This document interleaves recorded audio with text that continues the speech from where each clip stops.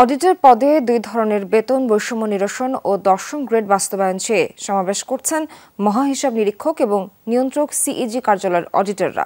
সকালে রাজধানীর কাকরাইলে সিইজি কার্যালয়ের সামনে সবুজ চত্বরে সমাবেশ শুরু হয়। সারা দেশের সব সিইজি কার্যালয়ের কর্মকর্তারা সেখানে যোগ দেন। আন্দোলনকারীরা বলেন, সারা দেশে অডিটর হিসেবে কর্মরত আছেন প্রায় 7,000 কর্মী। এর মধ্যে মাত্র 61 জন দশম গ্রেডে বেতন পান, বাকিরা সবাই পান 11 গ্রেডের বেতন। এই বৈষম্য দূর করার দাবি জানান তারা। বলেন, আদালত অডিটর পদকে দশম গ্রেডে উন্নীত করার রায় দিলেও অদৃশ্য কারণে তা এখনো বাস্তবায়ন হয়নি।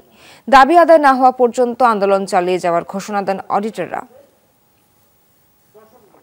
আমরা চাচ্ছি যে এই বৈষম্যতা থাকবে না, সকল অডিটর দশম গ্রেড হবে। অডিটর পদে কয়েকজন পাচ্ছে না, এমন তো হতে পারে না। মানে এক্ষেত্রে তো পুরো অডিটর পদটাকে এখন দশম গ্রেড করে তাদেরকে দ্বিতীয় শ্রেণীর মর্যাদা দেওয়া উচিত। বাংলাদেশের সবকটা প্রতিষ্ঠানের যদি বৈষম্য র্যাঙ্কিং করা হয়, সেই ক্ষেত্রে অডিট অ্যান্ড অ্যাকাউন্টস ডিপার্টমেন্ট সবার উপরে।